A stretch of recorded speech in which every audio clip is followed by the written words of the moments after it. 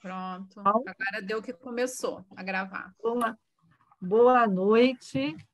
Quero falar da satisfação, né, de estar com vocês nesse momento, ainda que distante, né, porque nesse momento não estou podendo estar presencial, mas muito bem aí representada pela professora Ana Lolli, a quem eu muito agradeço, e dou aí as minhas boas-vindas aos alunos das demais disciplinas que estão aí conosco, e uma alegria que possamos compartilhar. E começo muito rapidamente dizendo, né, o momento dessa live ele tem pertinência e já estava planejado em razão da disciplina, que é um seminário de conteúdo variável, onde nós trabalhamos o SUS, o SUAS e o CISAM, mas este momento é também escolhido em razão do dia, no domingo, ter sido o Dia Mundial do Alimento. E o contexto brasileiro, do jeito que está, mais do que nunca faz-se pertinente que possamos privilegiar um assunto dessa importância. Somando com o fato da pertinência do contexto brasileiro, pertinência para a disciplina, e com o texto da professora Darana, eu vi que não tinha nem que pensar mais em nada. Quando ela me mostrou o texto, eu falei, é com ela que eu vou fazer essa atividade com a turma, e aí já muito agradeço aqui a sua disponibilidade de compartilhar conosco esse momento. Mas antes de eu falar e de abrir aí para você, a Ana, dar continuidade, eu quero chamar a atenção aqui. Eu sei que não dá visibilidade aí como eu gostaria, vou tentar chegar um pouco mais perto, mas aqui está a obra da nossa turminha, né? São os trabalhos que eles fazem conosco em sala, o nosso varal, e eu guardei tudinho para, nesse momento, aqueles que estavam diretamente relacionados pudessem aqui estar compartilhando. Então, fala o triste retrato da fome dos brasileiros. As escolas de São Paulo fazem projeto nas férias para garantir a merenda em relação para as crianças devido às vulnerabilidades. A insegurança alimentar é motivo de preocupação no Brasil. Eleições e segurança alimentar, e a nutricídio, né? Como a fome e a insegurança alimentar afetam as famílias negras. Então, eu quero, né, dar esse panorama para que a Darana, que, né, vai aí trazer para a gente o assunto, possa, né, estar aí percebendo que é uma preocupação da turma, e eles foram buscar temas, trouxeram isso durante as nossas aulas, e, embora não fosse diretamente o assunto, mas quando foi levado por causa de um outro assunto, o papel da imprensa na formação da agenda das políticas públicas, que foi um outro texto com o qual nós trabalhamos, eles foram buscar, quer dizer, como que a questão da fome vira, né, uma agenda, né, e quais são os desafios que estão postos aí para virar uma agenda. E, enfim, eu acho que nós estamos, como diz infelizmente, né, podemos dizer, estamos na crista da onda, né? Estamos tratando de um assunto que, infelizmente, é um assunto da maior relevância, e particularmente nessa semana. Então, eu quero passar para a Ana, agradecendo muitíssimo. Ana, você, além de eficiente, além de amiga, foi absolutamente eficiente, né? Porque eu acho que se eu tivesse presencial, eu não teria conseguido dar conta da estrutura como você teve. Então, está com você a apresentação da Darana, da turminha e a introdução aí do tema. Darana, muito obrigada. Virar um pouquinho, então, a tela aqui para mim. Muita informação. Vamos lá. Então, tá. Vou aqui, ó, vocês já estão sendo gravadas, todo mundo, hein? Então, vou dar boa noite a todo mundo. Estou falando aqui de costa, porque eu estou falando aqui olhando para a tela. Agradecendo, né, a Darana por estar aqui compartilhando conosco, né, sobre essa temática que é muito importante. Eu vou apresentar aqui a Darana, e aqui tem as duas turmas, tanto a turma da Heloísa quanto, né, a minha turma, que é minha e da Valéria, né? Então, assim, são participantes de duas temáticas de conteúdo que tem a ver, né, com a temática da palestra de hoje, tanto a disciplina de política social quanto a disciplina de trabalho, questão social e serviço social, né, tem a ver com a temática, mais a turma da Heloísa. Então, vou apresentar aqui a Darana, que foi um reencontro muito bom. Darana fez estágio na época que eu fiz também, era de turma diferente da minha, mas a gente se encontrou no estágio, muito bom. O texto, né, o tema da palestra tem a ver com uma publicação da Darana, que ela fez na revista Catálises, no dossiê sobre segurança alimentar, né? Então, assim, é importante também vocês visitarem, né, o dossiê para ver os textos. O tema é Vamos Sim Falar da Fome, né? A Darana é formada pela UF, vou dar uma olhada aqui para poder não errar, né? Ela é assistente social formada pela Universidade Federal Fluminense, é mestre em política social pela Universidade Federal Fluminense e doutoranda também em política social, né? Então, assim, ela vem trazendo essa temática, então a gente vai dar aqui o tempo para ela se apresentar o texto, apresentar a temática dela, e depois a gente abre para o debate, né? E a gente pode fazer questões, aí quando for fazer questão a gente fica mais próximo aqui, para a gente poder estar gravando aqui essa apresentação. Então, assim, já agradecendo, Darana, então, é contigo. Boa noite para todo mundo. Uma pena que eu estou longe, senão eu ia adorar estar aí no calor humano de vocês e dividir o alimento que eu vi que rodou. Mas eu que agradeço a Luísa, agradeço a Ana. Foi um ótimo reencontro de um momento ótimo da vida, né? Aproveitem bastante vocês. Que é um momento maravilhoso da vida, por mais que a gente tenha dificuldades, é uma época muito gostosa. Agradecer imensamente a Heloísa pelo convite, pela oportunidade de estar falando, a Ana por toda a recepção. Então, para começar, eu trouxe alguns slides para não ficar cansativo. Eu vou compartilhar aqui, só um minutinho. Tá certinho o compartilhamento? Sim. Ah, ótimo. Então, o tema do artigo, como vocês viram, é Vamos Sim Falar da Fome. Como boa parte dos brasileiros adoram uma fofoca, eu vou começar com fofoca. Vou começar dizendo por que desse tema, Vamos Sim Falar da Fome. Esse tema, ele, de certa forma, é uma homenagem a um médico, escritor, professor, que é o Josué de Castro.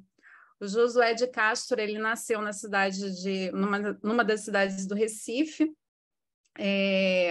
Ele é um autor que ficou famoso principalmente pelo livro Geografia da Fome, que foi publicado em 1946, e pelo Geopolítica da Fome, que foi publicada em 1951. Esses dois livros deles foram assim, teve uma amplitude internacional, foram amplamente divulgados por conta da forma como ele apresentou a questão da fome. Durante muito tempo, o que se tinha de ideia de fome era algo que surgiu por uma teoria dada por Thomas Malthus, que foi na época da Revolução Industrial.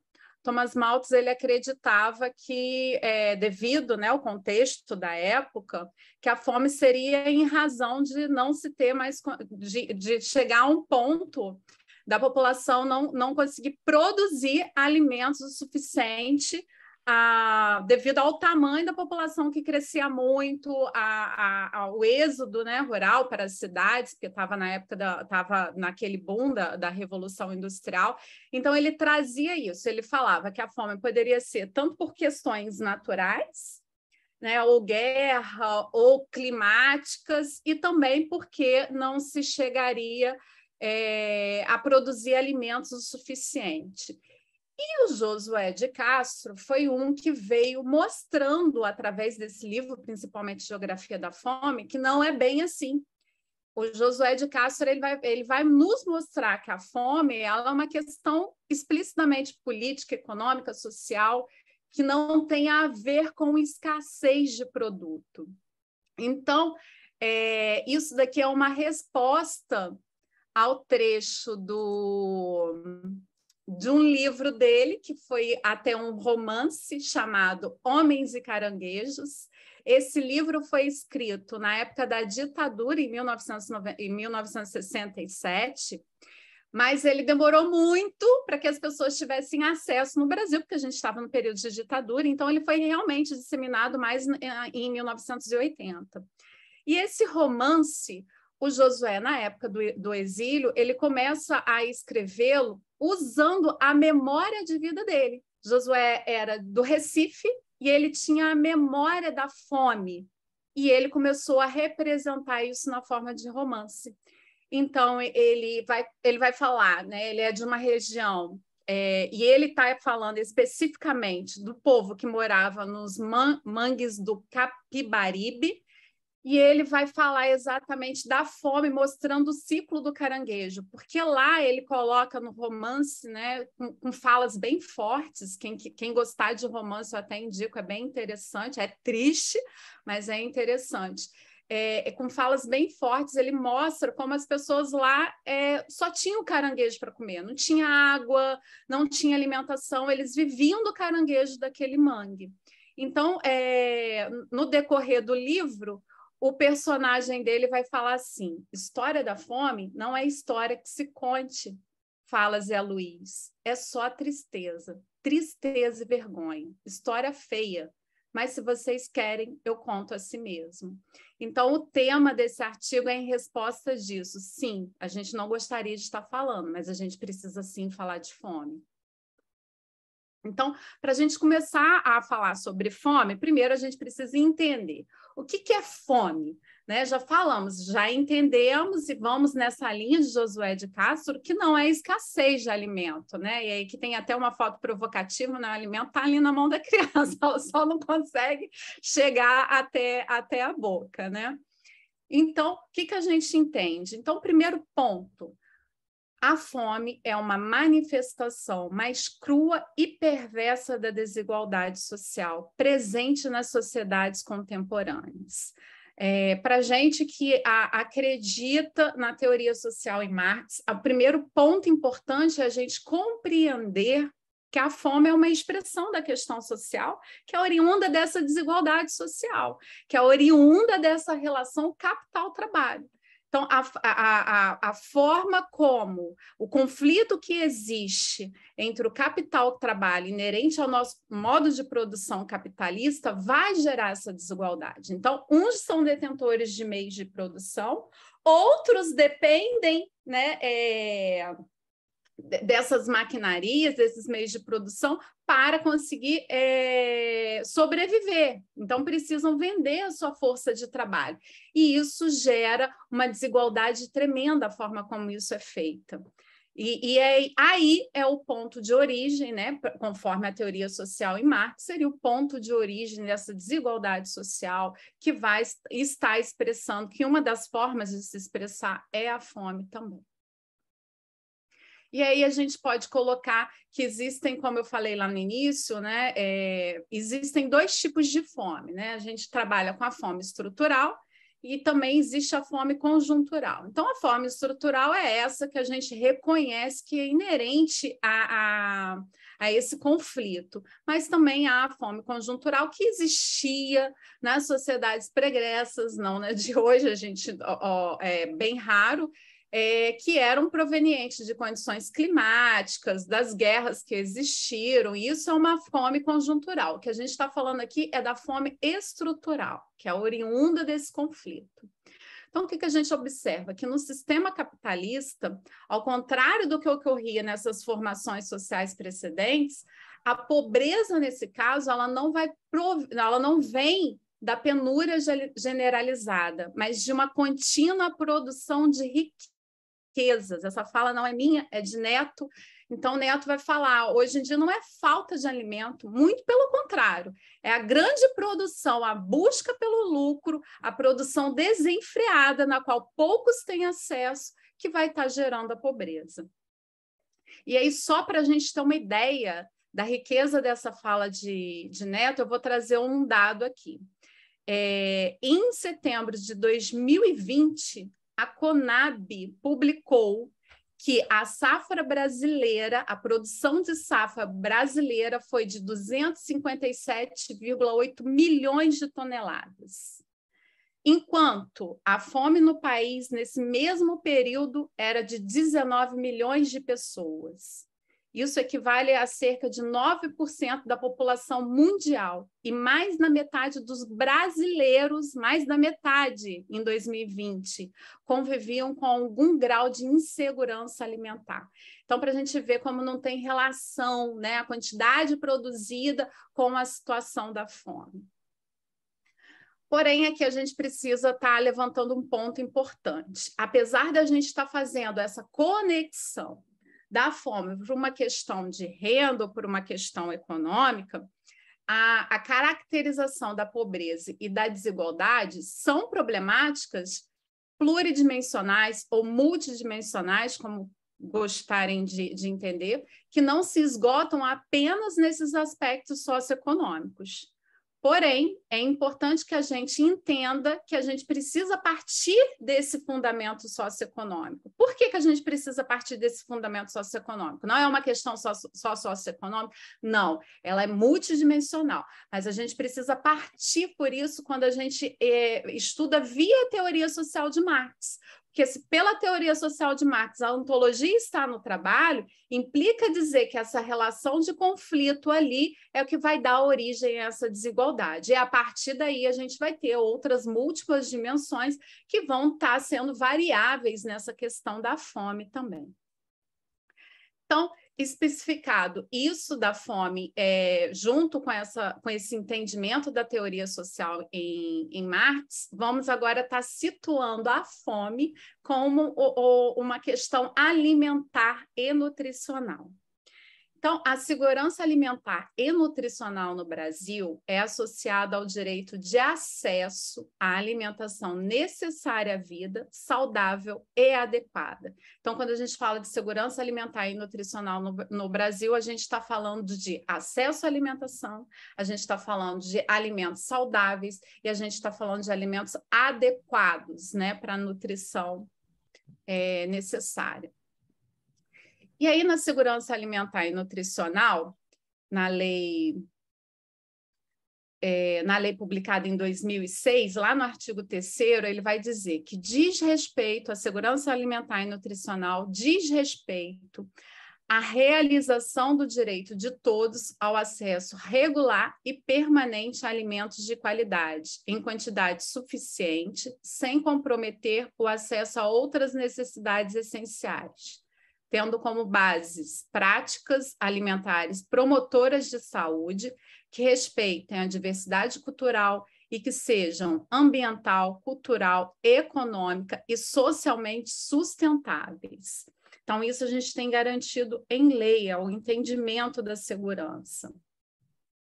E na Lei Orgânica para a Segurança Alimentar, essa lei que a gente está estudando, é a Lei 11.346, ela vai dizer também que a alimentação adequada é um direito fundamental do ser humano, inerente à dignidade da pessoa humana e indispensável à realização dos direitos consagrados na Constituição Federal de 88. Então, ela busca isso como um direito fundamental. Essa mesma lei, como a Heloísa citou aí, vocês estão estudando, é essa mesma lei que vai criar o SISAN, né? Que é o Sistema Nacional de Segurança Alimentar e Nutricional. Então, voltando a essa questão que a gente vai estar trazendo como objetivo nesse artigo. Esse artigo, assim, existem muitos artigos tratando a questão da fome, com certeza, muitos artigos trazendo a questão da fome linkada com a teoria social em Marx, que já conseguem observar a fome para além dessa naturalização de que é como se fosse algo comum, uma consequência da vida, que conseguem já observar a fome como oriunda dessa desigualdade social, né? Só que nesse artigo a gente traz como objetivo de estar pensando a fome, fazendo um link principalmente com o capítulo 3 em Marx, na qual ele vai falar do valor trabalho. Então, nós vamos estar fazendo uma leitura da fome, buscando dados que evidenciam o quanto que a fome é impactada pela forma de valorização do capital na sociedade financeira hoje em dia, né? Na sociedade hoje que está sob a predominância financeira. Então, o que a gente observa? Que a lógica de valorização do capital vai corresponder ao modo de produção capitalista que nessa sociedade que a gente vive, que considera, né, na sociedade capitalista, que considera o valor de uso referente às necessidades subordinado ao valor de troca. Então, essa é a grande diferença da sociedade capitalista. O valor de uso ele está subordinado ao valor de troca. Mas, Arana, o que é isso? Valor de uso e valor de troca. Vamos lá. O valor de uso é a utilidade de uma coisa e se realiza com sua utilização ou consumo. Já o valor de troca, ele é definido pela quantidade de um produto que é possível conseguir em troca de uma certa quantidade de outro produto. Então, o valor de troca vai depender da quantidade, como que eles vão medir isso, né? Eles vão medir o tempo de duração do tempo de trabalho. Então, para você calcular o valor de troca, você calcula o tempo que você gastou na realização daquele trabalho. E esse tempo que você gastou na realização do trabalho, na sociedade capitalista, ele tem predominância sobre o uso, sobre o valor de uso daquele produto. Esse é o grande X da questão, um dos grandes, né, X da questão na sociedade capitalista. Então, se é dessa forma, quando há a permuta das mercadorias, o valor de troca vai se revelar independente do valor de uso. Então, não importa se hoje, para mim, é mais importante um celular ou um alimento. O valor não vai ser qual é a maior importância do uso daquilo para mim, mas sim em relação ao cálculo do tempo de duração, né, para a realização daquele trabalho, para a produção daquilo. E aí, quando a gente amarra essa relação através do valor de troca, olha que louco! Quando a gente amarra dessa forma, a gente cria uma sociedade em que o ser está em interdependência com outro ser. Então, eu dependo de quem tem o meio de produção para que eu possa fazer a minha reprodução, porque na troca eu vou receber o meu salário, e o outro depende da minha força enquanto trabalhadora para produzir o alimento. Então, a gente vive nessa situação de interdependência, um com o outro na sociedade capitalista. Só que aí olha o que é mais louco ainda. A gente vive nessa relação de interdependência, só que essa relação de interdependência, ela é, de certa forma, vou usar uma palavra aqui que não é usada por Marx, ela é, de certa forma, escamoteada, que é a alienação.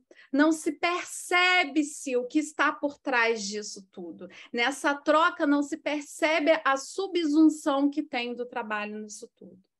Né? Que eu não vou entrar nos detalhes aqui, porque não é do escopo. Então, o que acontece?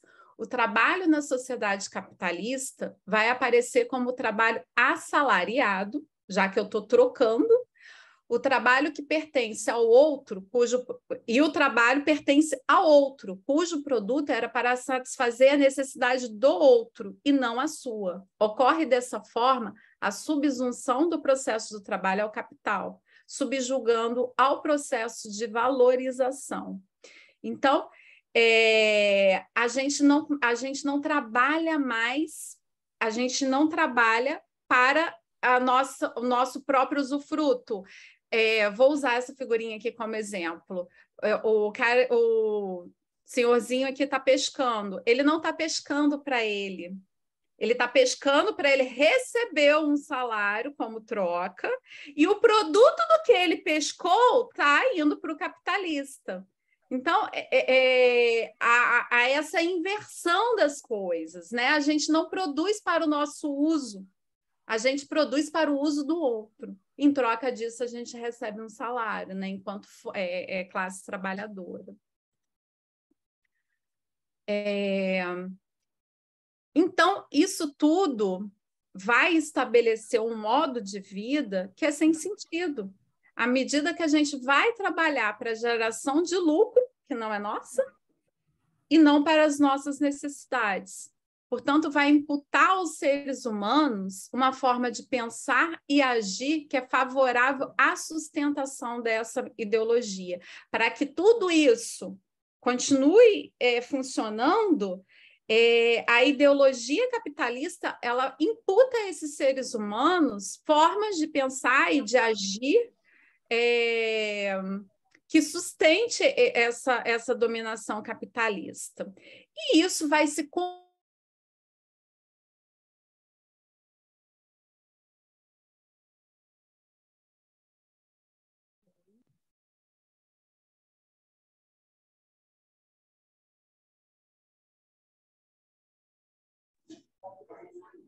Heloísa, a Darana caiu. Vocês estão me ouvindo? Sim.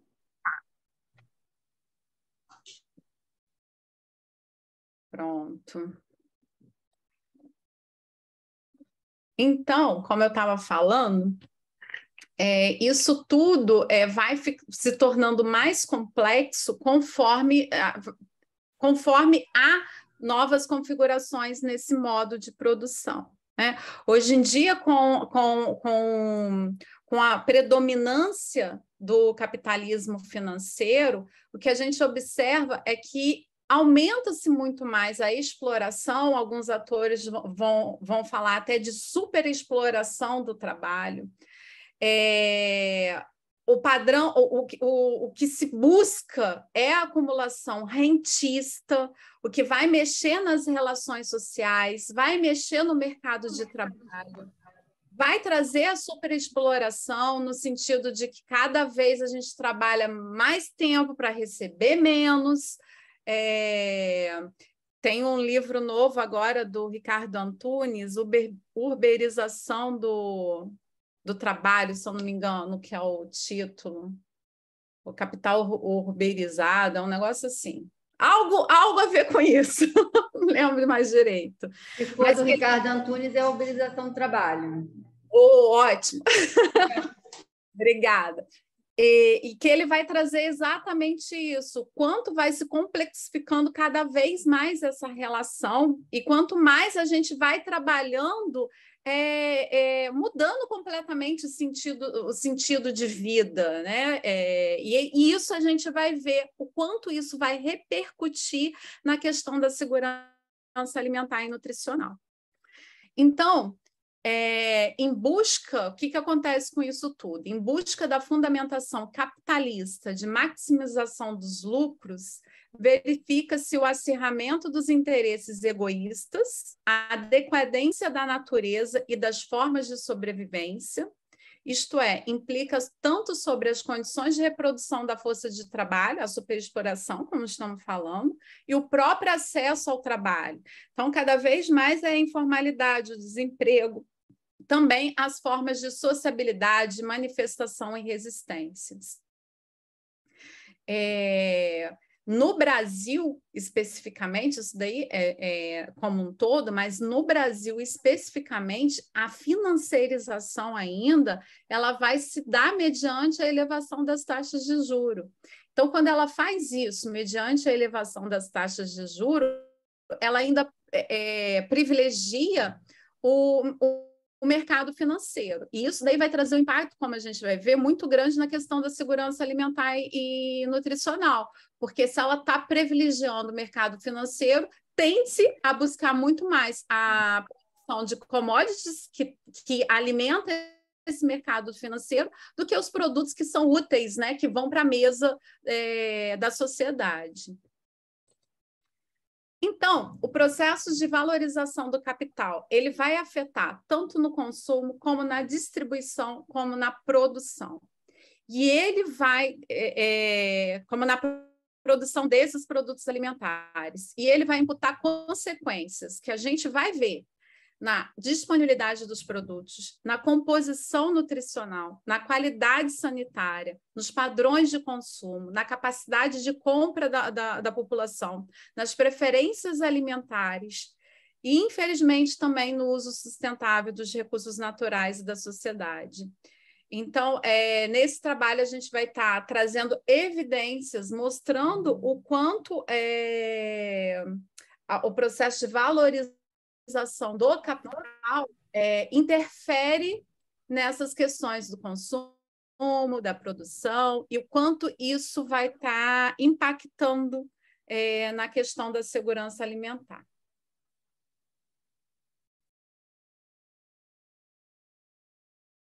Então, vamos para as evidências. Nós vamos estar utilizando aqui para as evidências também o norte da Política Nacional de Segurança Alimentar, porque nessa Política Nacional de Segurança Alimentar, dentre as diretrizes elencadas para a segurança alimentar e nutricional, está o monitoramento. E é através da escala que eles utilizam para o monitoramento que nós vamos fazer essa análise. Então, o monitoramento é feito com base, a partir da Política Nacional de Segurança Alimentar, feito com base na Escala Brasileira de Insegurança Alimentar, que é a EBIA. Essa escala, ela vai mensurar a percepção das famílias em relação ao acesso aos alimentos. Nós vamos estar usando aqui a mesma escala para estar fazendo algumas análises. Então, a EBIA vai dizer que a gente tem 3 níveis de insegurança alimentar. Ela vai dizer que nós temos a insegurança alimentar leve, a insegurança alimentar moderada e a insegurança alimentar grave. A leve diz respeito à preocupação ou incerteza quanto ao acesso aos alimentos no futuro, qualidade inadequada dos alimentos, resultante de estratégias que visem não comprometer a quantidade. Eu como um biscoito em vez de comer uma fruta, enfim. Insegurança alimentar moderada, redução quantitativa de alimentos entre os adultos e ruptura de padrões de alimentações resultantes da falta de alimento nos adultos. E já alimentar muito grave é redução quantitativa, o número de alimentos, ou a ruptura nos padrões de alimentação, resultante da falta de alimentos agora entre as crianças. E a fome, aqui dentro da insegurança alimentar grave, ela é vista quando alguém fica o dia inteiro sem comer por falta de dinheiro. Então, essa é a classificação da EBIA, a gente vai estar usando ela para trazer alguns dados. Quando a gente fala de monitoramento, lá na política, ele vai dizer que a gente deve seguir, deve fazê-lo a partir de algumas dimensões de análise. Então, a política nos pede para a gente observar, monitorar a produção, porque tudo isso vai influenciar na segurança alimentar. Então, a produção de alimentos, a disponibilidade de alimentos, a renda e condições de vida, o acesso à alimentação adequada e saudável, incluindo a água, a saúde e nutrição, acesso a serviços relacionados à educação e a programas e ações relacionados à segurança alimentar e nutricional. Nesse artigo, a gente não dá conta de todo o assunto, então a gente ficou nesses 4 primeiros aqui, a gente começou a fazer uma análise inicial de como o processo de valorização vai trazer impactos no acesso à alimentação, na renda, na disponibilidade de alimentos e na produção de alimentos. Então, começando pelo acesso à alimentação adequada e saudável, a organização das Nações Unidas para a Alimentação e Agricultura, que é a FAO, em 2020, divulgou que 928 milhões de pessoas estavam em situação de insegurança alimentar em níveis graves, o que implica dizer, lembrando, o nível grave é aquele que a pessoa fica um dia inteiro sem comer ou as crianças ficam sem acesso à alimentação em algum período. E 2,37 bilhões de pessoas sem acesso à alimentação adequada, o que corresponde a quase 1 em cada 3 pessoas no mundo. E olha que, só para fazer um resgate da que a gente estava falando sobre a questão de não está relacionado com a pouca produção de alimentos, só para a gente fazer um comparativo a isso, em janeiro de 2021, a estimativa de produção da safra dada pela Conab é de 284,4 milhões de toneladas de alimento, que é um aumento de 26,6 milhões em relação ao ano passado. Mesmo a gente tendo um aumento na produção da safra, a gente não tem a diminuição da fome. Então, conforme as pesquisas analisadas pela POF, que é a pesquisa de orçamento familiar, a última que foi realizada em 2017 e 2018, houve um aumento da insegurança alimentar quanto ao acesso aos alimentos, em comparação às pesquisas anteriores da POF. Lembrando, a última POF foi 2017, 2018. Os dados foram coletados em 2017. Em 2017, a gente já tinha um aumento da insegurança alimentar. A gente ainda não tinha vivenciado a pandemia do novo coronavírus, que a gente sabe que os dados, a partir de então, também foram alarmantes. Então, o impacto na renda e nas condições de vida. Mais um dado, agora esse dado é do IBGE, dado de 2020, ele diz que os 10% mais ricos possuíam uma massa de rendimento 3,71 vezes maior do que os 40% mais pobres. Então, 10% só dos mais ricos recebiam mais, 3,71 vezes mais do que os 40% mais pobres. Importante a gente considerar que isso daí é o dado de 2020. Né? Quando foi feita essa pesquisa, parte da população estava recebendo o programa emergencial, em virtude da pandemia. E aí, o IBGE fez um estudo e analisou que se não tivesse ocorrido os programas sociais, os benefícios e os programas sociais durante esse período, essa diferença teria chegado a 5,39 em relação, né, a essa diferença daqui. Para a gente ver o quanto também é importante, apesar de não solucionar o problema, o quanto é importante essa intervenção, né?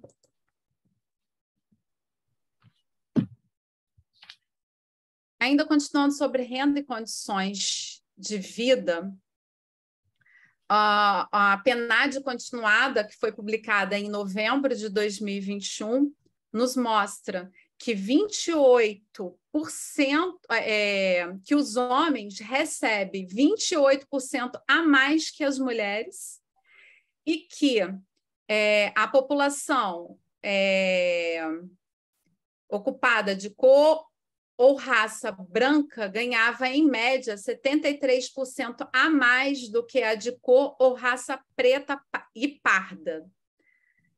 Então, a gente pode ver aqui que a diferença também, a Heloísa trouxe um dado agora, no início, né, mostrando o quanto atinge mais essa população e o quanto atinge mais as mulheres, né? Então, é uma diferença também que é social, é cultural. Falando agora dos impactos na produção e disponibilidade de alimentos. O que acontece? Quando a gente está nessa busca pelas coisas mais lucrativas, o que se busca são aquelas, no caso, né, da alimentação, são aquelas que vão servir de matéria-prima e insumo para outras mercadorias, como a produção de biocombustíveis, a produção de ração para o consumo de animal, que são boa parte dos commodities. Então, vai se privilegiar os commodities em vez de se privilegiar a agricultura familiar. E o alimento que chega na mesa do cidadão é o alimento da agricultura familiar, porque os commodities são os grãos, né? E a gente não se alimenta só de grão.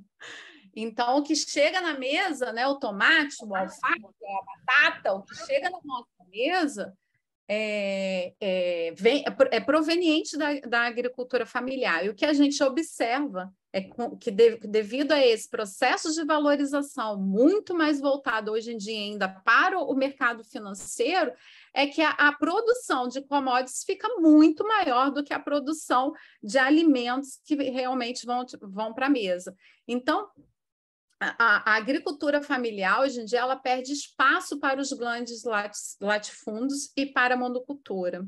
Então, trazendo só os dados aqui, o último censo agropecuário, realizado em 2017, apontava que 1% dos proprietários de terra controlavam 50% da área rural do país.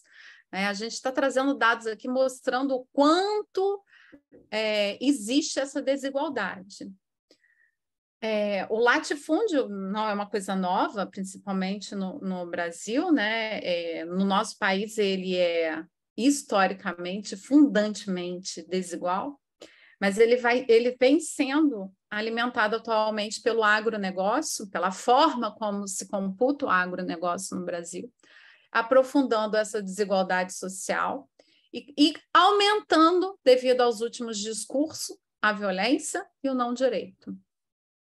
Então, consequentemente, o incentivo ao latifúndio traz a concentração da riqueza, a desigualdade social, afetando, assim, a capacidade de compra da população, onerando principalmente a natureza, os direitos de igualdade, o direito da vida, além de minar qualquer tentativa de resistência, impactando a qualidade sanitária dos produtos que são consumidos.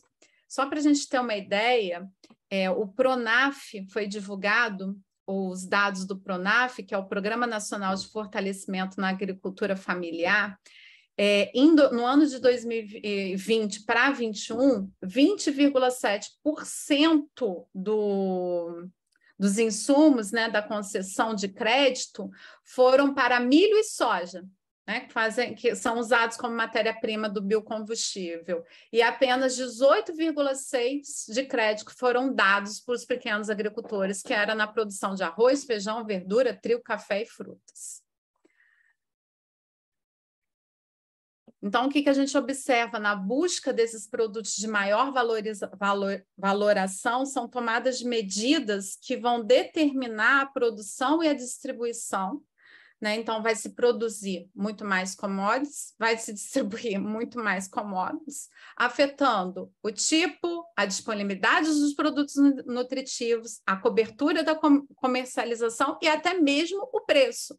Que a gente sabe que quando há falta no mercado, o preço vai lá para cima. Então, aumenta o preço dos produtos alimentares. E só para fortalecer aqui a fala, o que a gente observa que essa busca por lucro, então, está perpetuando uma verdadeira barbárie, né? Se está se produzindo biocombustível, está se produzindo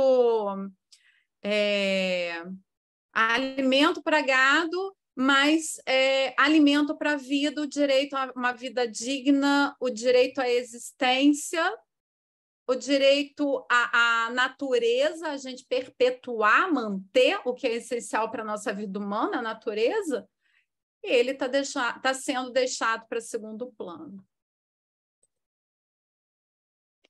E aí vamos trazer aqui algumas consequências que estão impactando no uso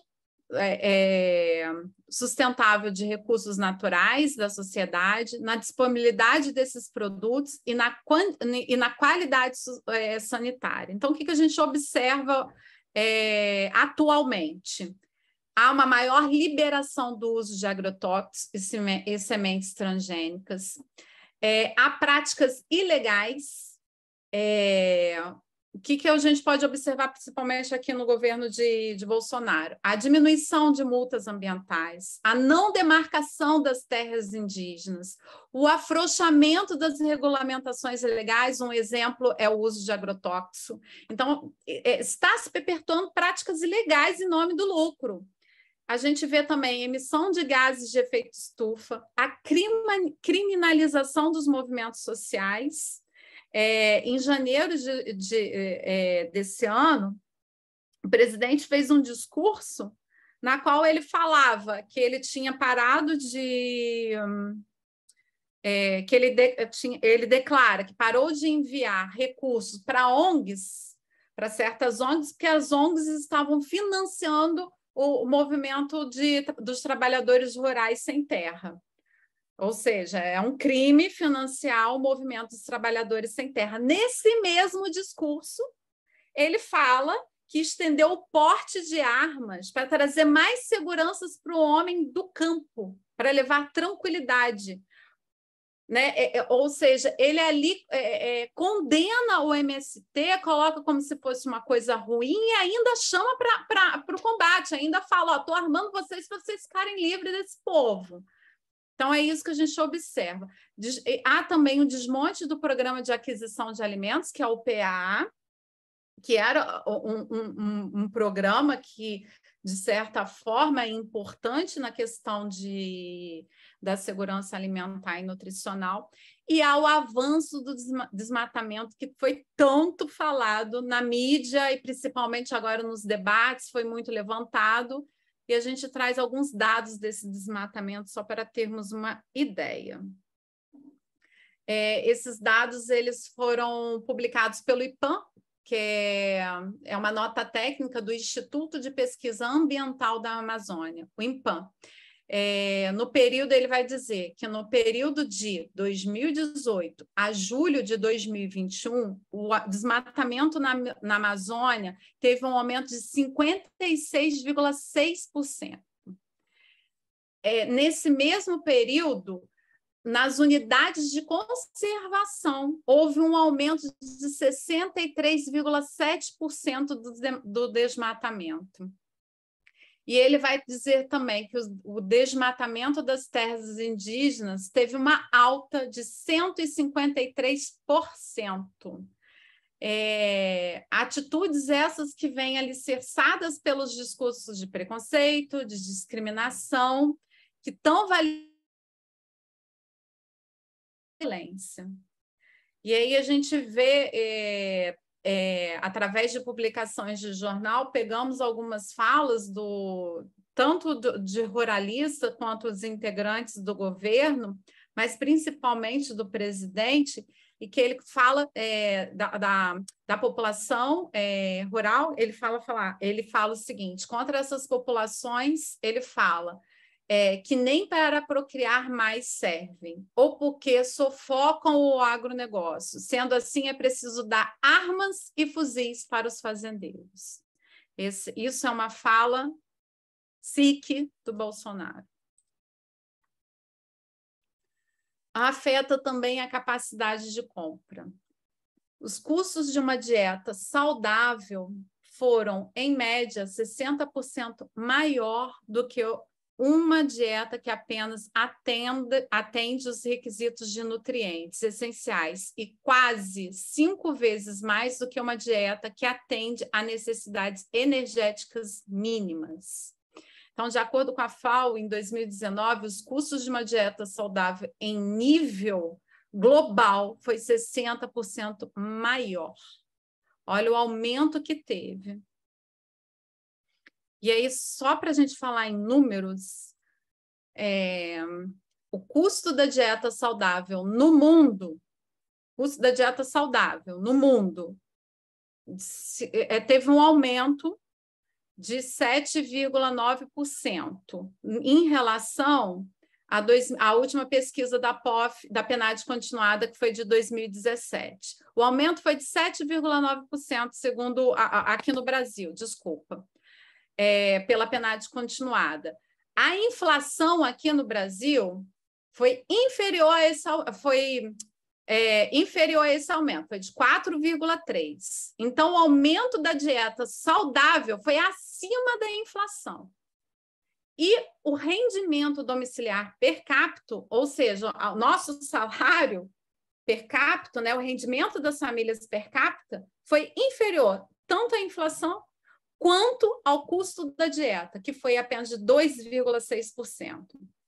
Hoje, eu até anotei aqui que eu estava assistindo um podcast e saiu, no podcast eles estavam falando que hoje saiu os dados da inflação de janeiro a setembro desse ano.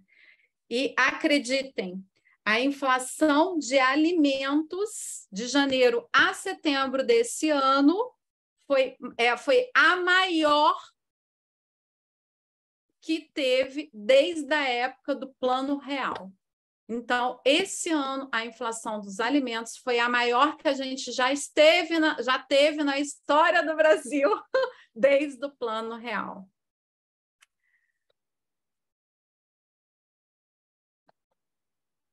E aí, o que a gente observa há um aumento desse custo de alimentação independente de qualquer necessidade humana, né? O que a gente observa é que o consumo ele se torna apenas um fenômeno econômico.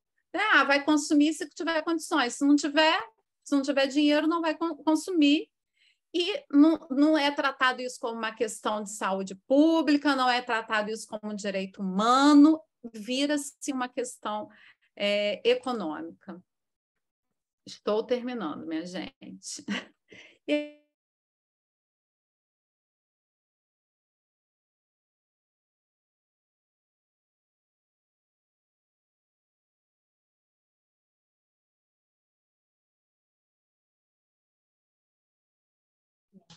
Ela vai voltar. Darana. Ela caiu novamente. Seu microfone está desligado. Vamos ver se ela consegue. Mas ela está aqui, ó. Vocês estão vendo? Deixa ela, Dona. Você botar ela de novo. Não, mas eu acho que ela tem que voltar. Tá só a linha. Manda mensagem para ela, Heloísa. Mandando. Veio. Não apareceu a sua tela da apresentação, não. Foi agora? Não, está aparecendo a sua agora sim. Ótimo. Estou finalizando. Só para finalizar, então, o que a gente observa também que isso vai impactar também esse modo de produção que a gente vive, que Harvey traz isso também muito bem, não só Antunes, mas Harvey vai falar dessa compressão espaço-tempo, na qual a gente trabalha muito mais E nossa vida se torna corrida, né? O maior exemplo disso é a uberização, né? Se a pessoa quiser ir no banheiro, ela deixa de receber para ir no banheiro. Então, essa compressão de espaço-tempo, ela vai trazer também impactos na forma como a gente se alimenta, né? Nas nossas preferências alimentares. Então, as comidas de fast food, as comidas mais fáceis de preparo, elas têm ganhado cada vez mais, em todas as pesquisas da POFES, o aumento do consumo, em detrimento aos outros alimentos que são mais naturais, né? Então, a gente observa que também vai estar impactando nisso. E aí, para finalizar, as medidas de combate à pobreza e à fome, tais como o financiamento de benefício emergencial, ou Bolsa Família, agora, né, o PAB, Auxílio Brasil, BPC, enfim, eles não são capazes e eles nem tentam prover mudanças estruturais. Ao contrário, a fome é impactada por esse processo de valorização do capital. Então, a gente vê que o processo de valorização do capital, ele alimenta a fome. E faz com que essa fome se torne cada vez mais estrutural, proeminente estrutural. Porém, nós temos que buscar, sim, lutar, sim, por políticas sociais, por mais que elas não alterem, por mais que elas não mudem a estrutura capitalista, elas nos trazem uma emancipação política, né? E aqui eu vou resgatar o Manifesto Comunista, né, na qual Marx vai dizer ali, né, que nós somos sujeitos e produtos da história, mas também fazemos a história. Então, pegando lá o Manifesto Comunista, vamos nos unir, vamos buscar essa emancipação política aí, porque o nosso objetivo é estar tendo uma sociedade emancipada. A gente quer uma nova sociedade, né? Então, vamos sim, né, respondendo ao Zé Luiz, autor do José de Castro, vamos sim falar de fome, vamos sim continuar na luta.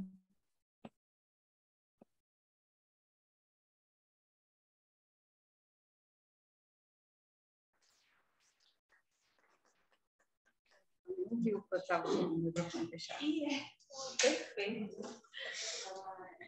Você ouve a gente, ou Darana? Tá, eu vou ficar aqui do outro lado, porque não dá para ficar mexendo a câmera, não.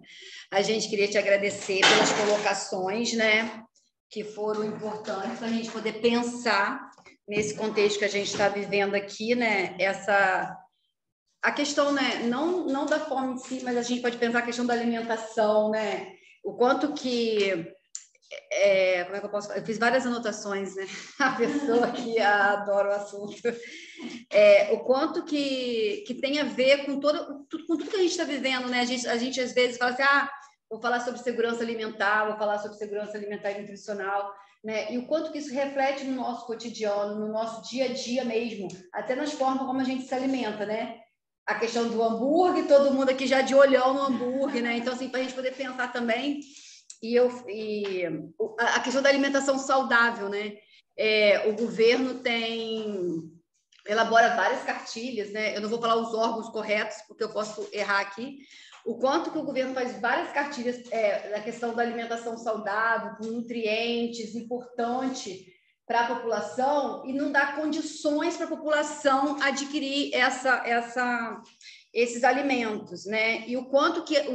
como a Darana mesmo coloca, como tudo isso, né, vira mercadoria que tem um valor alto, né, a gente precisa pensar o que está no mercado para a gente consumir, né? Às vezes a gente procura um produto e o mercado coloca ali o que ele quer para poder trazer para a gente. Então, assim, e se deixar aqui eu fico falando a noite inteira também. Aí me lembrou aqui também, Darana, na sua fala, dessa questão quando você fala dos nutrientes, né, do valor nutricional e tal, a questão dessa mudança atual dos rótulos dos alimentos, né, para poder ficar mais visível a questão do valor nutricional, porque a gente tem um quantitativo de sódio que a gente pode comer, né, e aí de açúcar, e os alimentos não são tão saudáveis, né? E que tudo isso também, a gente também, é cultura, né, da questão dos alimentos, eu acho que isso é bem importante, o quanto que aí, pensando aqui nas turmas já, o quanto que a gente pode pensar a fome como uma das expressões da questão social e que a gente acaba atendendo no nosso dia a dia enquanto assistentes sociais. E outra coisa, aí assim, não é para você responder não, só para a gente trocar mesmo.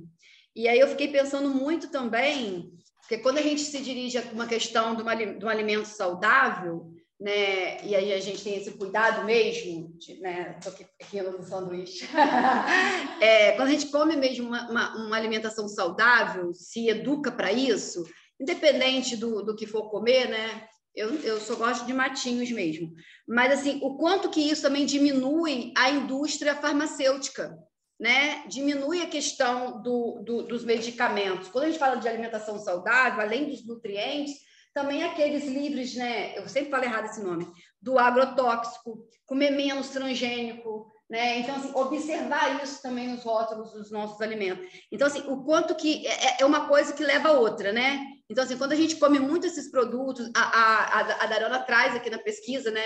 O quanto que a gente acaba na pressa do dia a dia, até por causa do trabalho, que tem a ver também com as disciplinas, né? Por causa do trabalho, do nosso dia a dia, aí a gente acaba comendo o fast food, né? E outros, ou passar muito tempo também sem se alimentar, não se alimentar direito, o quanto que isso também influencia no nosso desenvolvimento. Eu acho que é super pertinente e também, nossa, eu estou fazendo várias coisas, amei. E esse livro do Josué de Castro, gente, leitura obrigatória, hein? Homens e Caranguejos. Vou mandar para vocês. Ó, o Felipe levantou a mão. Felipe, quer falar? Abre o microfone. Professora, eu quero falar. Você já falou praticamente tudo que eu queria falar, mas eu queria levantar um ponto primeiro. Agradecer a Darana por essa aula incrível que a gente teve. Eu não pude ficar com o vídeo aberto porque eu estava em outra reunião, mas estava com o fone prestando atenção. Então, fiquei meio que dividido aqui. Mas uma coisa que você falou que me despertou um insight é que, por exemplo, muito é falado sobre a fome e acabar com a fome. Mas a ideia de acabar com a fome não é acabar com a fome e investir numa alimentação saudável. Quando a gente para e pensa acabar com a fome, a gente não entende, pelo menos eu, assim, e pelo que eu vejo no discurso ao nosso redor, ainda não rolou a alimentação saudável, ela tem que ser um direito, sabe? Não é um direito só a alimentação, mas é uma alimentação saudável, porque é como se fosse uma cadeia, na minha visão, né? Você não se alimenta bem, você depende de um sistema de saúde bom para que, sei lá, uma má alimentação, você entope as artérias, hipertensão. Você precisa ter alguém que cubra essa hipertensão. Então, se não tem um sistema de saúde bom, a pessoa fica precária aquilo ali. E se a pessoa fica precária, tem um infarto a qualquer momento, ela morre. Então, é mais um sistema de eliminação das pessoas que carecem de políticas sociais e políticas de saúde do nosso governo, sabe? Então, é mais uma coisa que eu fiquei pensando assim, cara, não é só uma alimentação saudável. É uma política que, quando ela não é investida, ela se torna uma política de extermínio da pessoa pobre que não tem condição. Entende? E teve uma outra coisa que não é meio uma pergunta, mas é que, para mim, se torna, olhando atualmente para o cenário brasileiro, utópico pensar que como fazer para acabar com a fome. Se realmente é uma distribuição de alimento, ela acabaria com a fome, ou teria que ter uma reestruturação na nossa sociedade, até no modelo capitalista, quando você citou sobre o manifesto, e foi ótimo, porque bateu muito no que eu estava pensando, e ter essa reestruturação toda, sabe?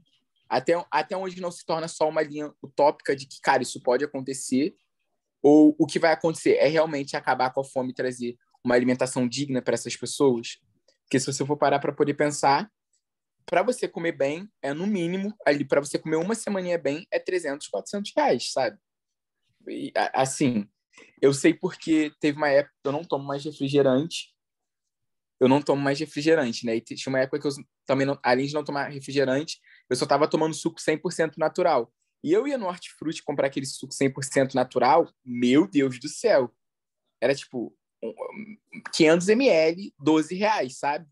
Então é meio bizarro. Eu não sei até onde eu tô sonhando demais, se tornando utópico, ou se realmente isso pode acontecer.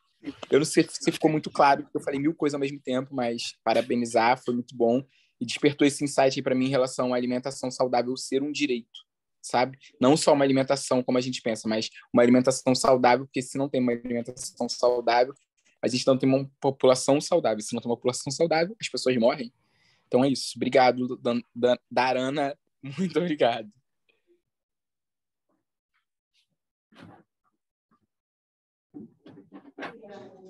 Heloísa, quer falar? Eu perguntar a primeira turma aí se mais alguém se habilita para poder eu fazer aqui minhas fofocas também. Alguém quer falar? A minha curiosidade para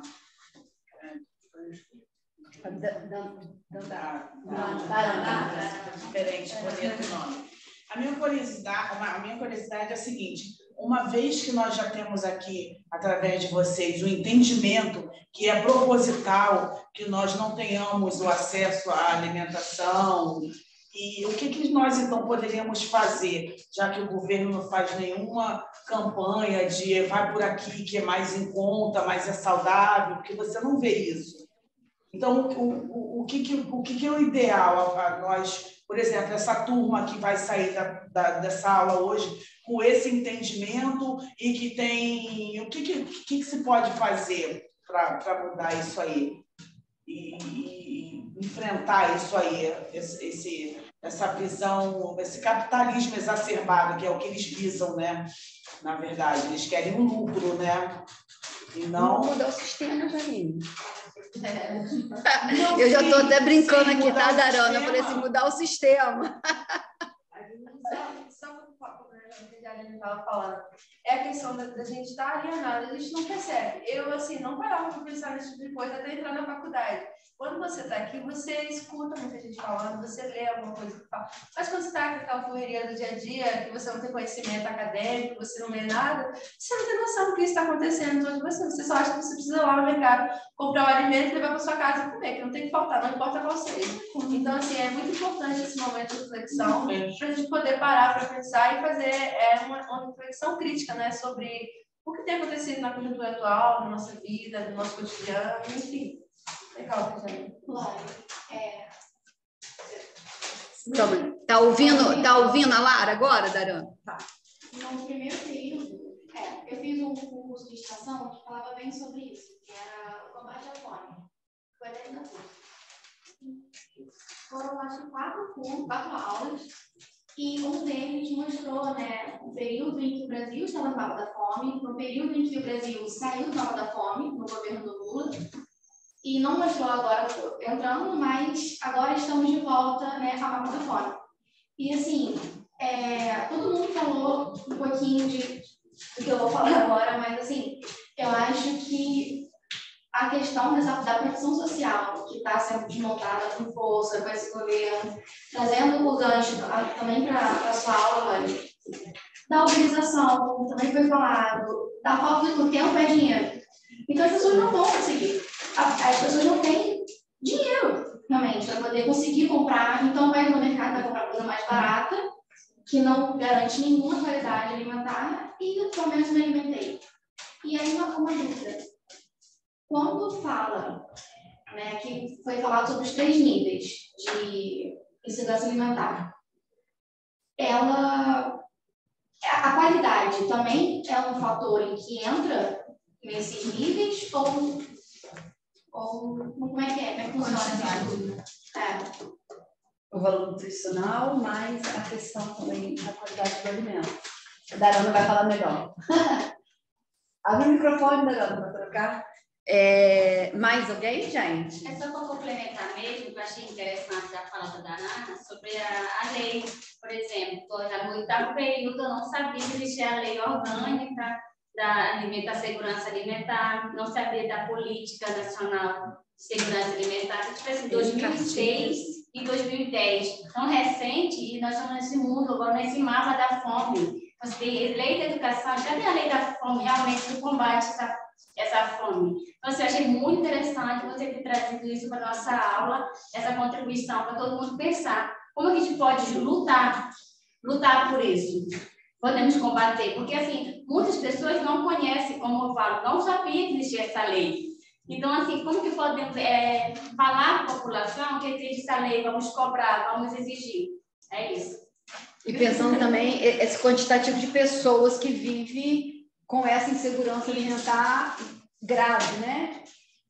Não só, por falta mesmo de alimento, não só de nutrientes. Mais alguém? Um complementando o outro, complementando a outra, tá ótimo esse negócio. Gente, a turma agora, a sala está bem cheia, só que não dá para ficar movendo muito o computador, porque as caixinhas podem cair ou algum fio desmoronar aqui. Eu estou aqui do lado, ó. Vai, Heloísa, então abre o microfone. Eu acho que a Darana pode estar falando e eu depois fecho enquanto disciplina, porque aí eu tenho algumas coisas para colocar mais centradas, tá bom? Beleza.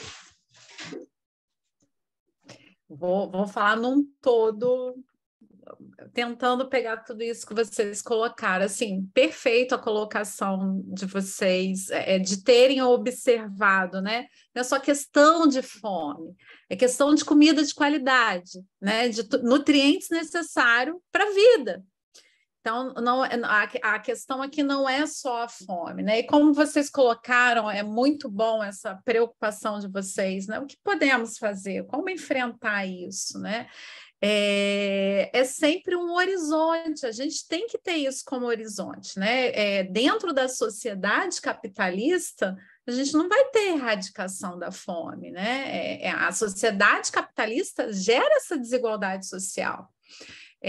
Outro dia eu estava conversando com um amigo, ele tinha ido para a Suíça, ele estava falando assim, na Suíça você pode largar o seu celular na mesa do restaurante, sair que ninguém mexe. Aí ele falou assim, eu fiquei tão abismado com aquilo que eu perguntei, mas ninguém aqui rouba, não? E aí eles falaram assim, roubar para quê se todo mundo tem o celular bom? Porque os níveis de salários lá não são muito altos, igual são aqui, as diferenças, né? Então, a desigualdade social, ela gera isso tudo, né? Ela gera violência, ela gera uns ter acesso a alimento, outros não ter acesso, né? Outros terem muito acesso, e uma grande parte da população ter quase acesso nenhum ou nenhum acesso, né? Como foi colocado aí, né? Se alimentando de ossos. Então, a sociedade capitalista ela vai gerar essa desigualdade, né?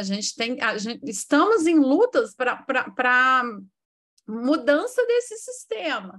E isso daí para a gente é sempre um horizonte, é igual aquela estrela que a gente olha no céu e que a gente vai tentar seguir. Isso, é aquela estrela que está ali no céu e a gente vai tentar segui-la. A gente não pode deixar, temos que combater o tempo inteiro, né? Tem que estar em busca dessa alimentação saudável. Agora, teve uma parte da preocupação de vocês que vocês colocaram bem e que eu gostaria de estar falando aqui também. A busca dessa alimentação saudável também, não só de combate à fome. Por isso que é muito importante, e aí a última que colocou, né, dessa questão de ter a política, de ter o sistema, por isso que é muito importante a questão da fome não ser uma questão de política de assistência social. A fome ela tem uma política própria, né? A segurança alimentar e nutricional ela tem uma política própria. A gente colocar ela na política de assistência social é a gente diminuir muito o potencial, porque nós não temos conhecimento de valores nutricionais. Então, existem pessoas, existe uma política certa para isso, né? É um ponto importante a gente também estar fortalecendo essa política, né? Era uma coisa que, pela última fala, me fez remeter a trazer isso para a discussão também, né? Não é só combate à pobreza, né? É o direito a uma vida digna, com comida boa, de qualidade, com nutrientes necessários para que a gente tenha saúde, né? Era isso que eu queria trazer. Eu não sei se eu consegui lembrar de tudo.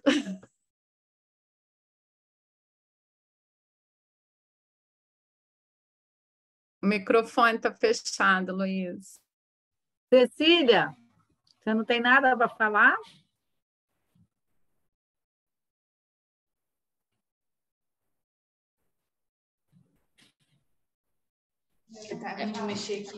Oi, gente, estou aqui em nome da turma, né, tá? Da disciplina da professora Heloísa. Queremos agradecer de coração a Darana pela sua disponibilidade, por vir ficar quase uma hora aqui com a gente, debatendo um tema muito importante.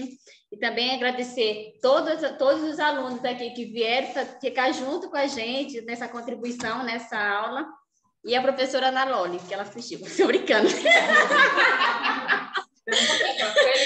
Um pouquinho. Então, assim, professora Heloísa, em casa, mesmo assim, ela conseguiu manter a aula, que ela é um tema muito importante, faz parte da disciplina, e está aqui com a gente online, professora. Todo mundo aqui, viu, professora? Ó, fica um pouquinho mais para frente da câmera, que eu não consegui printar você. Não, mas não quero que a senhora me veja, não, que eu estou sem batom. Então, pessoal, bom, os agradecimentos, acho que a Darana já recebeu aí, né? E tenho certeza de que não foram reais, né? A turma tem tido muito interesse, muita curiosidade, né? Você viu aqui pelo mural, você viu pela forma como eles fizeram as interlocuções dele. Eu quero só... que eu falei que queria fazer uma fofoca, e eu vou começar pela fofoca para brincar aqui, mas é fofoca simbólica. Na pesquisa do Bolsa Família, foi feita uma pesquisa para saber o que as pessoas estavam comprando com o dinheiro da Bolsa Família. E aí uma mulher, né, uma mãe, na sua listinha do que ela comprava, tinha um determinado tipo de biscoito, que não é, inclusive, dos biscoitos recheados o mais barato, mas era um biscoito que ela fazia questão de comprar. E aí, com essa ênfase que ela deu, se perguntou a ela, mas por quê? E a resposta dela foi a seguinte: porque lá na casa da minha patroa é esse biscoito que eles levam de merenda. E as crianças são muito inteligentes. Então, eu compro esse biscoito porque eu acho que se eles comer esse biscoito, eles também vão ficar muito espertos e muito inteligentes, vão aprender mais. Né? Então, eu acho sempre essa história emocionante, mas assim, muito simbólica, né? Do que faz a mídia. E quando nós perguntam assim, o que nós podemos fazer, eu não posso sair do nosso tom, né? Nós temos um projeto ético-político, entre tantos outros princípios, está aqui a defesa intransigente dos direitos humanos. Então, nessa defesa intransigente dos direitos humanos, nós temos o direito à alimentação, certo? Nós temos o direito a uma vida de qualidade. Então, acho que a gente precisa pensar nisso, no que conversamos, como nos preocupamos com esse tema quando atendemos as famílias, né? Quando vamos atender, quando o município, né, organiza cestas básicas, qual é a discussão que a gente puxa sobre isso, que cesta básica é essa, qual o nível de adequação dessa cesta básica para as pessoas, às vezes dão açúcar, mas a pessoa é diabética, às vezes dão um produto que há intolerância, não consideram a idade, não consideram o número de pessoas da família, é um pacote padrão. E as pessoas não são um pacote padrão. Então, nós precisamos levar as pessoas a essa reflexão. E se há uma coisa que a gente pode fazer em relação a nós, as mudanças de hábito, mas em relação à nossa profissão, a forma como a gente reflete com as pessoas que nós atendemos, que nós acompanhamos. Planejamos com todo carinho, planejamos sem dúvida, com todo carinho, a festinha que vamos fazer na reunião de mães, de aniversário, não sei o quê. E o que nós compramos, o que nós reproduzimos, né, com isso? Então, eu mesma, né, vou fazer aqui a minha culpa. Quantas vezes eu levo biscoitinho para a sala? Né? E aí, será que eu estou levando o melhor biscoito para a gente? Já caiu aqui minha ficha, né? Então, é preciso que a gente cuide, né, disso, nos pequenos gestos e nas grandes reflexões. Né? Luísa, Oi? os biscoitos vindo da senhora, não temos dúvidas que são os melhores. Bom, ele pode ser menos ruim do que outros, porque eu compro com muito cuidado, mas eu não sei se esse será o melhor biscoito que a gente vai compartilhar, não é isso? Temos que pensar sobre isso. A gente vai ficar tudo inteligente. Essa é a questão que eu queria chamar a atenção, né, do nosso código de ética, do movimento profissional, pessoal. E nos varais, a turma sempre traz coisas, e algumas, né, e eu guardo, né? E aí uma de 2018, de um varal de 2018, que eu fui buscar, que eu achei que cabia para hoje. O país que queremos. Foi trazido por um de vocês, né, que foram meus alunos em períodos anteriores. Então, o país que queremos, um texto de Daniel Medeiros. De tempos em tempos, os institutos de pesquisa perguntam sobre como enxergamos os políticos, empresários, as forças armadas, os correios, e sempre o resultado traduz o quanto somos exigentes, com a honestidade, com a lassidão dos outros. Para nós, os serviços públicos são péssimos, a educação vai de mal a pior, os políticos, esses deveriam todos apodrecer no xilindró. Mas nunca respondemos a pergunta que fica no ar. E quem iria exercer as funções dos funcionários, professores, políticos? E como essas funções seriam exercidas? Melhor? De que forma mais eficaz e honesta? Na nossa imaginação, sem dúvida, seria bem melhor. Afinal, nós estaríamos lá. E na nossa imaginação, tudo ficaria bem melhor com a nossa presença. O país que queremos, talvez, até seja provável, e ele pode estar ao alcance de nossas ações. Mas, enquanto reclamamos de impostos que sempre possível sonegamos, enquanto reclamamos da corrupção, que sempre que possível locupletamos, enquanto reclamamos da falta de civismo, que sempre que possível negligenciamos, o país que queremos fica mais distante. Bom, então qual é o jeito? O jeito é saber que ele está diante de nós, ao alcance das nossas mãos. E saber fazer uso do poder que está ao alcance das nossas mãos pode fazer toda a diferença. Então, eu trouxe porque achei bem pertinente na minha sacolinha lá. Eu fui lá, falei, deixa eu ver o que tem aqui da turma para trazer, e aí me deparei com esse e falei, esse vai para o nosso fechamento das nossas reflexões. Então, turma, um beijo saudoso, estaremos juntos aí semana que vem. Oi, professora, só um minuto. Falta só um agradecimento especial à professora Ana Loli pela disponibilidade, está aqui desde as 7 horas com a gente. Então, assim, muito obrigada em nome da turma, em nome da professora Heloísa, da Darana. Então, nós agradecemos de coração. Professora, e fazer só uma reflexão mesmo, assim, achei interessante a senhora falar sobre a questão da cesta básica. Essa semana, no campo de estágio, teve um episódio, a senhora falou, eu lembrei. Eu entreguei uma cesta básica uma família para 2 pessoas. Uma comentou assim, nossa, eu não gosto desse arroz. Tipo assim, eles não fazem cesta básica, entregam, não interessa a pessoa tem alguma alergia, se tem alguma tolerância, né? Então, assim, a outra pessoa que estava do lado, tipo, debochou. Ué, ela quer escolher? Eu fiquei assim, sem ação, porque eu falei, gente, não é porque ela quer escolher, porque ela não come esse tipo de arroz. Então, como que o governo está fazendo distribuição de cesta básica, mas não está garantindo realmente? Isso vai garantir uma semana? E depois? Então, fica esse questionamento. Então, assim, para finalizar, né, já está tarde, agradecer a professora Heloísa por ter pensado na Darana trazer para a gente e falar a professora Ana Loli pela disponibilidade de tempo e toda a turma aqui presente, viu? Muito obrigada.